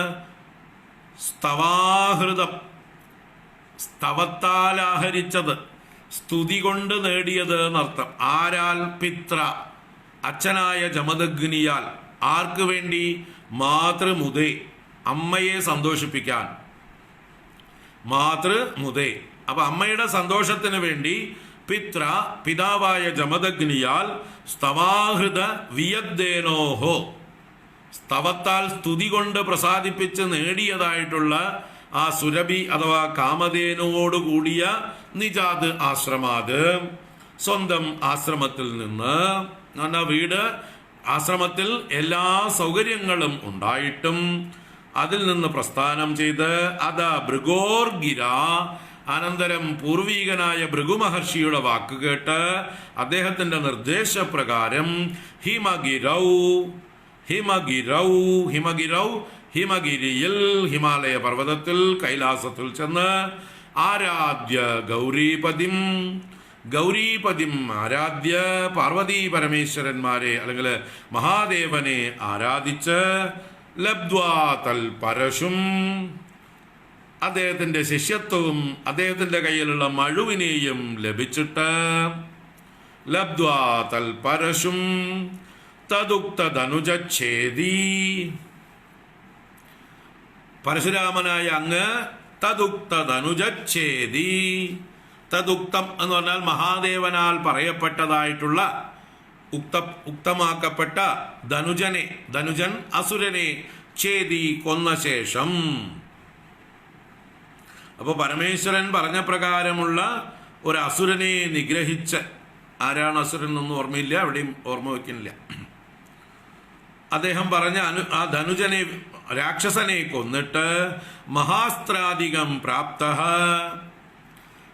മഹാദേവനിൽ നിന്ന് സന്തോഷിച്ച് ദിവ്യാസ്ത്രങ്ങളൊക്കെ പ്രാപിച്ചിട്ട് അസ്ത്രാധികം പ്രാപ്ത, അത് അനന്തരം അകൃതവ്രണമുനിം മിത്രം പ്രാപ്യ, അകൃതവ്രണൻ എന്നൊരു മുനിയെ, അകൃതവ്രണൻ എന്നത് പരശുരാമന്റെ ഒരു സഹോദരസ്ഥാനീയനായിട്ടുള്ളൊരു മുനിയാണ്.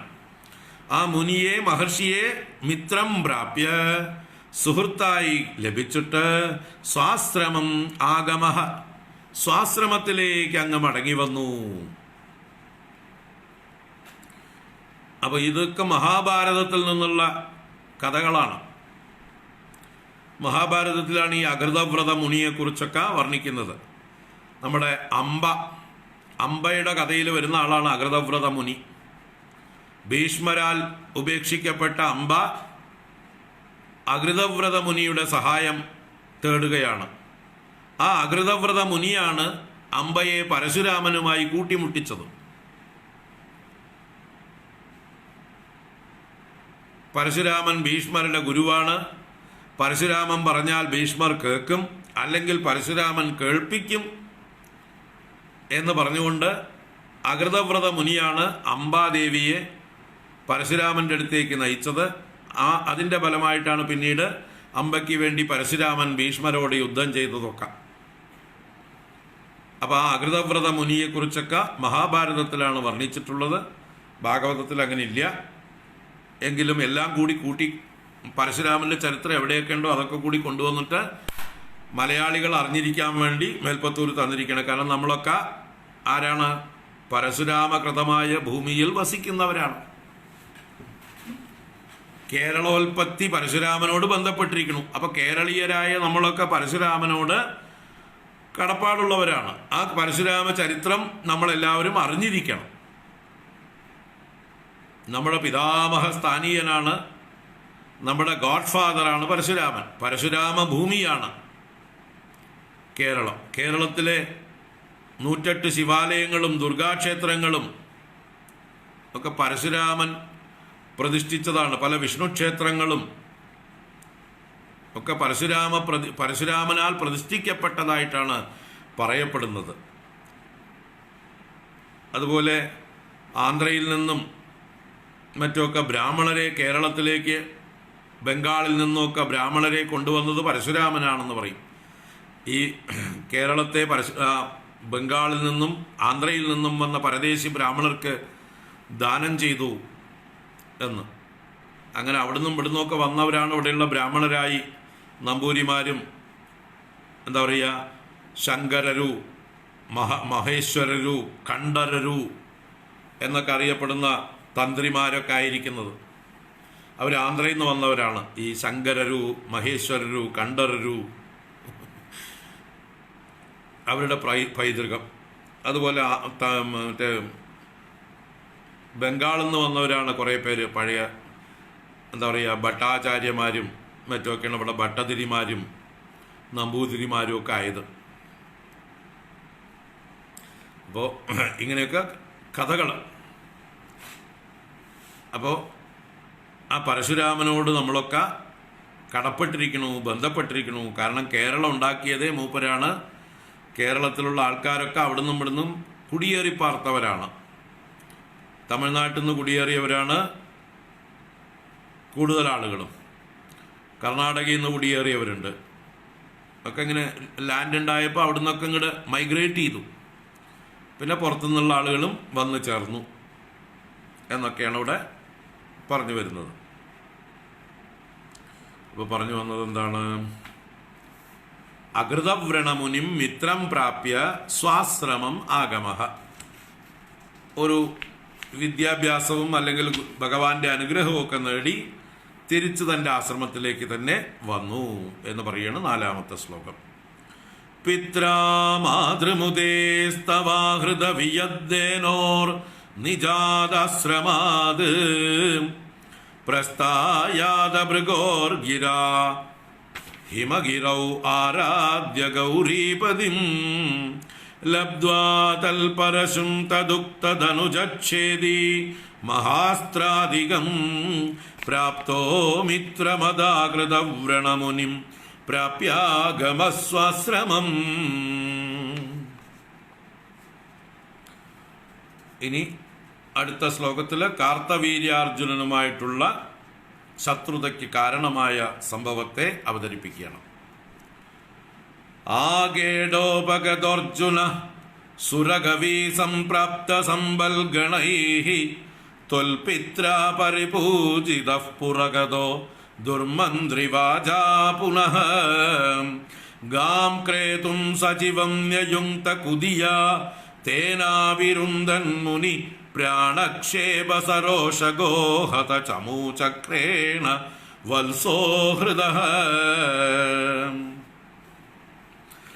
ആഘേഡോപഗതോർജുന സുരഗവീ സംപ്രാപ്ത സംബൽഗണൈഃ ത്വൽപിത്രാ പരിപൂജിതഃ പുരഗതോ ദുർമന്ത്രിവാചാ പുനഃ ഗാം ക്രേതും സജീവം ന്യയുങ്ക്ത കുധിയാ തേനാവിരുന്ദൻ മുനി പ്രാണക്ഷേപ സരോഷഗോ ഹത ചമൂചക്രേണ വത്സോ ഹൃദഃ.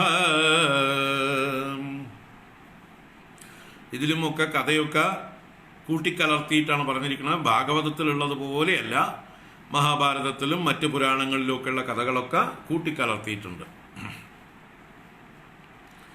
അപ്പോൾ ആഖേഡോപഗതഃ അർജുനഃ സുരഗവീ സംപ്രാപ്ത സമ്പദ്ഗണൈഃ ത്വൽപിത്രാ പരിപൂജിതഃ. ഒരു സംഭവം ഉണ്ടായത് പറയുകയാണ്. അർജുന കാർത്തവീര്യാർജുന, ഹേഹയ രാജാവായ കാർത്തവീര്യാർജുനൻ, മാഹിഷ്മതി എന്നതാണ് അദ്ദേഹത്തിൻ്റെ പുരി.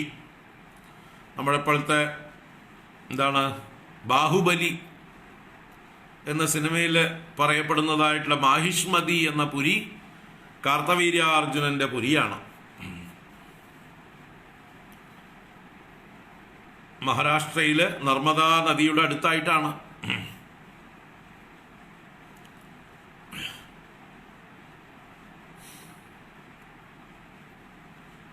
നർമ്മദാ നദി, അതിനോട് ചേർന്നിട്ടുള്ള രേവാ നദി, ഇതൊക്കെ കാർത്തവീര്യാർജുനന്റെ വിഹാരഭൂമികകളാണ്. അപ്പോൾ ഈ അർജുനൻ, കാർത്തവീര്യാർജുനൻ ആഖേട ഉപഗത, ആഖേടം എന്ന് പറഞ്ഞാൽ മൃഗയാ വിനോദം, അതിനായിക്കൊണ്ട് പുറത്തേക്ക് വന്നു, നായാട്ടിനായിക്കൊണ്ട് വന്നു. ആഖേടോപഗത, നായാട്ടിനെ പുറപ്പെട്ട് എത്തിച്ചേർന്നു. എവിടെ? ആശ്രമത്തിൽ. ആരുടെ? ജമദഗ്നിയുടെ ആശ്രമത്തിൽ അർജുനൻ വന്നു. ഇവിടെ സുരകവി സംപ്രാപ്ത സമ്പൽഗണൈഹി തൊൽപിത്ര പരിപൂജിത. ഗുരുവായൂരപ്പ, അങ്ങയുടെ അച്ഛൻ ജമദഗ്നി, പരശുരാമനായ അങ്ങയുടെ അച്ഛനാൽ തൊൽപിത്ര പരിപൂജിത, നന്നായി പൂജിക്കപ്പെട്ടു, സൽക്കരിക്കപ്പെട്ടു. ആര്? രാജാവായ ഹേഹയൻ. എങ്ങനെയാ പൂജിക്കപ്പെട്ടത്? സുരകവി സംപ്രാപ്ത സമ്പൽഗണൈഹി. സുരകവി എന്ന് പറഞ്ഞാലോ, ഗവി എന്ന് പറഞ്ഞാൽ പശു, ഗോവ. സുരകവി ദേവ, പശു, കാമധേനു.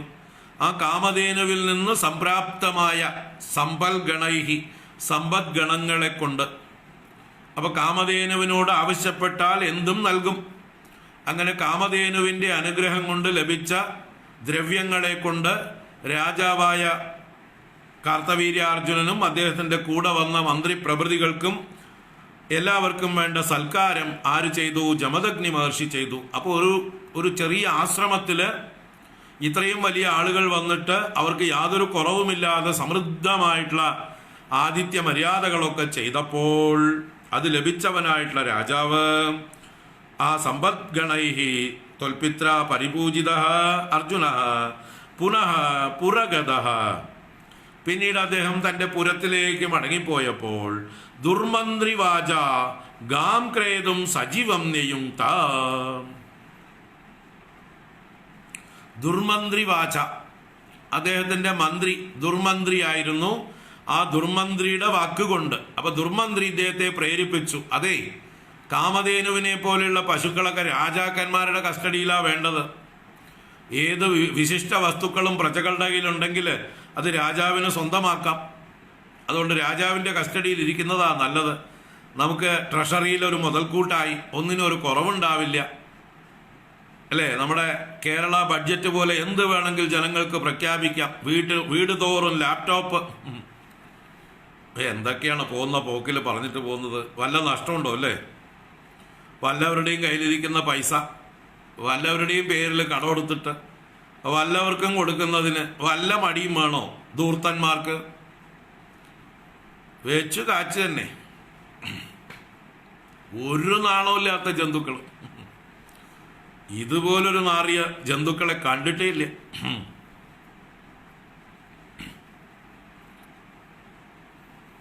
10 പൈസ കയ്യിലില്ല.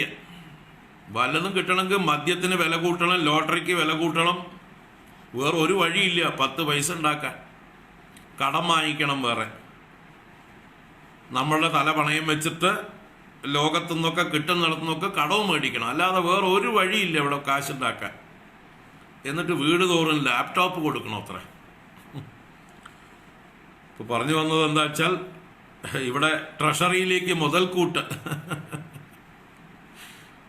ദുർമന്ത്രി, അതുപോലെയുള്ള മന്ത്രിമാരൊക്കെ തന്നെയാ. മുഖ്യമന്ത്രിയെ ഉപദേശിക്കുന്ന മന്ത്രിമാര്, അതുപോലെയുള്ള ദുർമന്ത്രി വാച ആ കാർത്തവീര്യാർജുന ഗാം ക്രേതും സജീവം നിയുക്ത. ആ പശുവിനെ വാങ്ങിയിട്ട് വരാനായിട്ട്, ക്രേതും എന്ന് പറഞ്ഞാൽ ക്രയവിക്രയം ചെയ്ത് എന്ത് വില കൊടുത്തിട്ടും അതിനെ സ്വന്തമാക്കി കൊണ്ടുവരാൻ സജീവം നിയുക്ത ഒരു മന്ത്രിയെ പറഞ്ഞയച്ചു. എന്നാൽ രുന്ദൻ മുനിപ്രാണക്ഷേപ സരോഷ ഗോഹത ചമൂചക്രേണ കുതിയാ തേന അപി വത്സഹ ഹൃദ. രുന്ദൻ എന്ന് പറഞ്ഞാൽ രോദിച്ചു ആര്? മുനി കൊടുക്കാൻ തയ്യാറായില്ല, ജമദഗ്നി തയ്യാറായില്ല ഇയാള് വന്ന് വിലപേശിയപ്പോൾ. അപ്പൊ മുനിപ്രാണക്ഷേപം, ആ ജമദഗ്നിയുടെ മുനിയുടെ പ്രാണത്തെ ക്ഷേപിച്ചു എന്ന് പറഞ്ഞാൽ അദ്ദേഹത്തെ നിഗ്രഹിച്ചു. ഈ വന്ന സൈന്യം, ഇദ്ദേഹത്തിന്റെ രാജാവിന്റെ സൈന്യം ജമദഗ്നി മഹർഷിയെ കൊന്നിട്ട് ഈ പശുവിനെ, കാമധേനുവിനെ കൊണ്ടുപോകാൻ ശ്രമിച്ചു. അപ്പൊ ഇവിടെ പറയണു സരോഷ ഗോഹത ചമൂചക്രേണ. അപ്പൊ കാമധേനുവിന് കോപമുണ്ടായി, രോഷമുണ്ടായ ഗോവിനാൽ ഹനിക്കപ്പെട്ട ചമൂചക്രേണ. ചമൂചക്രം എന്ന് പറഞ്ഞാൽ സൈന്യമണ്ഡലം, സൈന്യവ്യൂഹം. ആ സൈന്യവ്യൂഹം കാമധേനു തന്റെ ശാപം കൊണ്ട് നശിപ്പിച്ചു. പക്ഷേ മന്ത്രി മാത്രം രക്ഷപ്പെട്ടു. ആ കുതിയ എന്ന് പറഞ്ഞു. കുതിയ എന്ന് പറഞ്ഞാൽ കുൽസിത ബുദ്ധിയായ മന്ത്രിയാൽ തേന അപി വത്സഹ ഹൃദ. ഈ പശുവിന്റെ കുട്ടി അപഹരിക്കപ്പെട്ടു കൊണ്ടുപോയി. കാമധേനുവിനെ കിട്ടിയില്ലെങ്കിലും കാമധേനുവിന്റെ കുട്ടിയെ അപഹരിച്ചുകൊണ്ടുപോയി ഈ മന്ത്രി. ബാക്കി സൈന്യത്തെയൊക്കെ കാമധേനു ശാപാഗ്നി കൊണ്ട് നശിപ്പിച്ചു കളഞ്ഞു. ജമദഗ്നിയെ ഇവർ കൊന്നിട്ടും പോയി. അങ്ങനെ ഇവര് വലിയൊരു പാപം ചെയ്തിട്ടാണ് ഈ ക്ഷത്രിയന്മാര് ബ്രാഹ്മണരെ മുതലേ സമ്മതം കൂടാതെ അപഹരിച്ച് അദ്ദേഹത്തിന് പ്രാണഹാനിയും ബ്രഹ്മഹത്യ എന്നുള്ള വലിയൊരു പാപവും ചെയ്ത് വലിയ ദുരന്തമുണ്ടാക്കി. പശുവിന് സമ്മതമില്ലാതെ പശുവിനെ തട്ടിക്കൊണ്ടുപോകാൻ ശ്രമിച്ചതും പശുവിന്റെ കുട്ടിയെ ബലാത്കാരേണ കൊണ്ടുപോയതും ഒക്കെ വലിയ പാപങ്ങൾ. അങ്ങനെയുള്ള ഘോരങ്ങളായ പാപങ്ങൾ ചെയ്ത് പശുക്കുട്ടിയെ അപഹരിച്ചുകൊണ്ട് പോയി ജമദഗ്നിയെ കൊല്ലുകയും ചെയ്തു. പോരെ, പരശുരാമന് കോപിക്കാൻ എന്തെങ്കിലും വേണോ? അപ്പൊ ഇതാണ് അതിന് ആസ്പദമായിട്ടുള്ള സംഭവം. 5-ാമത്തെ ശ്ലോകം. ഇനി അതിന്റെ തുടർകഥയാണ് 6-ാമത്തെ ശ്ലോകം മുതൽ. അത് നാളെ കാണാം. ആഖേഡോപഗതോർജുന സുരഗവീ സംപ്രാപ്ത സമ്പദ്ഗണൈഃ ത്വൽപിത്രാ പരിപൂജിതഃ പുരഗതോ ദുർമന്ത്രിവാചാ പുനഃ ഗാം ക്രേതും സജീവം ന്യയുങ്ക്ത കുധിയാ തേനാഭിരുന്ദൻ മുനി പ്രാണക്ഷേപ സരോഷഗോഹത ചമൂചക്രേണ വത്സോ ഹൃദഃ. ബാക്കി നമുക്ക് നാളെ തുടരാം. 5 ശ്ലോകങ്ങൾ കഴിഞ്ഞു. ഇനി 6 ശ്ലോകങ്ങൾ കൂടിയുണ്ട്. പരശുരാമചരിതം നാളെ തുടരാം. ഹരി ഓം. കായേന വാചാ മനസേന്ദ്രിയൈർവാ ബുദ്ധ്യാത്മനാ വാ പ്രകൃതേ സ്വഭാവാത് കരോമി യദ്യത് സകലം പരസ്മൈ നാരായണായേതി സമർപ്പയാമി. ഓം ശാന്തി ശാന്തി ശാന്തി. ഹരി ഓം. ശ്രീ ഗുരുഭ്യോ നമഃ. ഹരി ഓം. നാരായണ. ഹരി ഓം. വൈകുന്നേരം ഗീതാ ക്ലാസ്സിൽ കാണാം. ഹരി ഓം.